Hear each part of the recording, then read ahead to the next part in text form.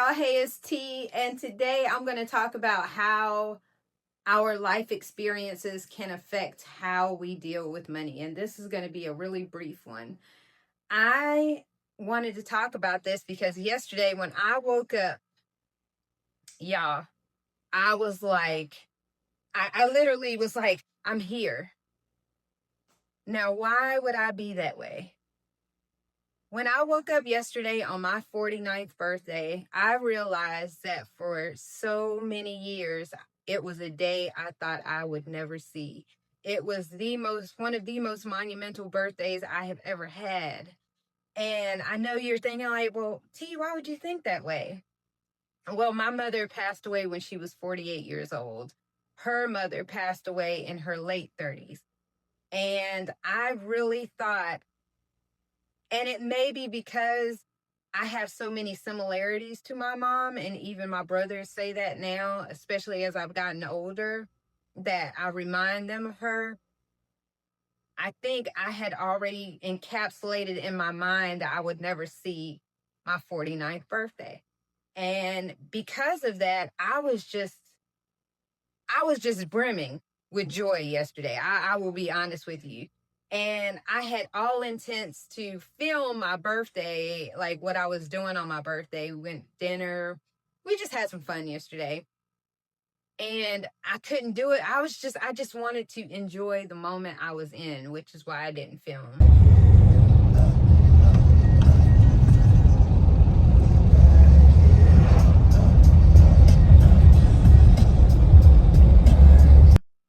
And I wanted to talk about that, how our life experiences they manifest in different ways with our money. And for me, if you know my backstory, you'll know that, I did experience a time of homelessness. I've slept in my car. I've bounced around from relative to relative. And I can tell you that, some people would say, well, at least you had relatives to take you in. I can tell you that sometimes if I had known then what I know now, I would have continued to sleep in my car. I'll put it that way. Sometimes those things can be just as traumatic, if not more traumatic. I know for me, losing my mother at such a early age, I was 21. My daughter was still a toddler. She hadn't even started school yet. And of course, my mom helped me a whole lot with my daughter when she was young, and my dad. I won't even lie about that. And losing her, I went into a very general depression, as people would. People would your sadness, you're in sadness, you're in grief, you're in all those things, all those feelings. And my grief led me to make some really stupid choices. I lost my job, I lost my apartment, I lost a whole lot in that time, and it put me in a really low place that I did not think that I would ever scratch my way out of. And once I did, I found that everything I did after that point, I was trying to ensure that my daughter would never experience what I did, that I would be able to leave her something so that she could experience grief were I not here and not have to worry about whether or not she was going to be able to pay her bills because she was in mourning, whether or not she would be able to maintain herself because she was in grief, all of those things. I really pushed myself and I deprived myself a lot because of that. And it was not the most pleasant experience. If I could go back, I probably would change quite a few things and really have more experiences with her. I worked a lot because I just was like, well, I'm not going to be here. She's got to have something. Like, she only has me. And it's just a mindset that was, although it played out well in the end, meaning, I'm in a much better place now.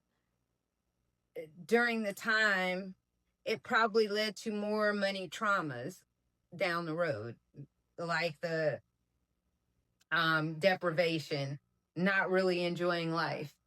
not really, I let a lot of years pass by where I wasn't really enjoying my life in the manner that I probably should have.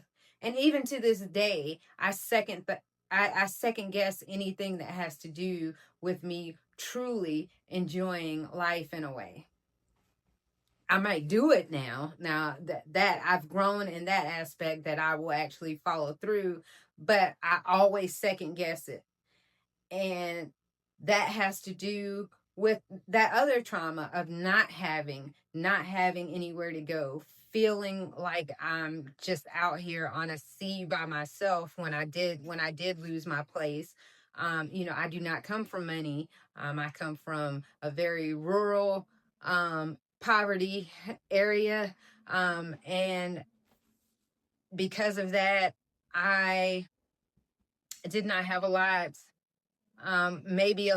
Maybe more than others by some standards, because my parents were together. They did try their very best, but in a lot of ways, very much poor. And so, because of that aspect too, I think it just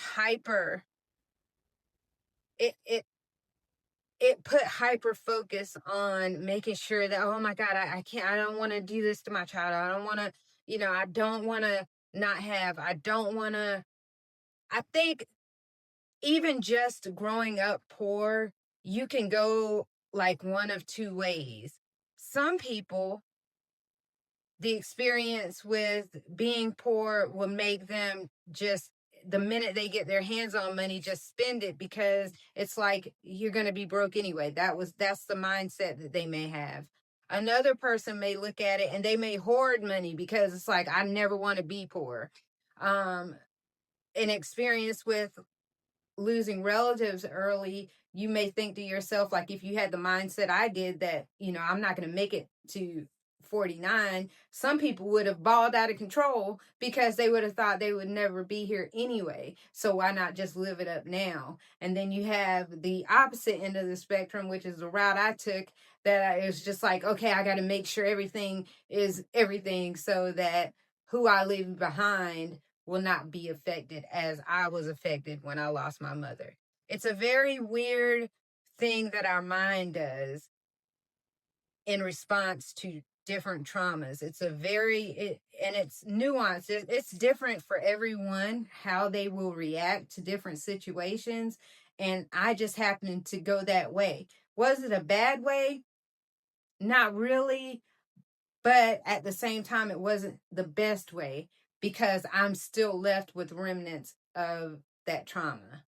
So I wanted you to think about how you think about money, and, what were you taught growing up? Were you taught that, you're just going to be broke anyway? Were you taught that, you save everything for a rainy day?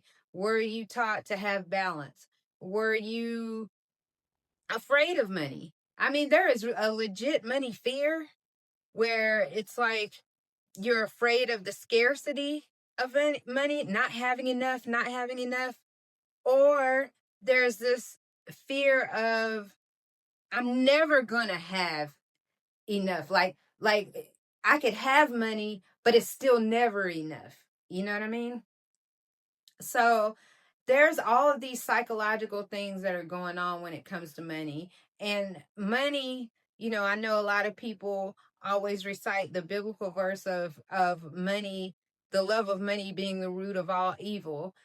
I really believe that you can't, money is a necessity. Don't get me wrong. It's a necessity for us to make it through our everyday life in the world that we live in. But it cannot be the only thing that you focus on, because I guarantee you later on in life, you're going to wish that you had not focused on it as much to actually enjoy the ride that we're on. And I can say now, looking back, I do know there are different circumstances where I wish I had taken advantage of, different things that I wish I had done to enjoy the ride I was on while I was taking that ride. And you can't get time back. That's the one thing. You might be able to get money back, but you cannot get back time. time is gone. But I'll end it by saying this. This time that I have right now, I'm going to try to live it to the fullest. And it's not going to be what everybody else thinks is living to the fullest. It might not be that, but it's going to be my living to the fullest. It's going to be my enjoying each day that I'm here. Like, I feel freed from a lot of things. And that doesn't mean, I mean, I could leave tomorrow. I don't know what the future holds for me. I don't know what the next day is going to bring me. And I'm well aware of that. But I want to live, and I want to value every experience that I'm having here and the people that I love and the things that I like to do, and even this YouTube thing. Because, yeah, I'm not good at it, but I like it. It's an outlet and I appreciate it. So that's what I wanted to say to you guys today. Evaluate how your behaviors are affected by what you've gone through in the past, and really think on it. Really, really evaluate it, and maybe make some adjustments while you can to make this ride that you're on just a little bit better. Because like I said, time is gone. Yesterday is gone. All you have is what you have left. Can't go back. So that's what I got for today, and I will talk to you guys soon. Peace.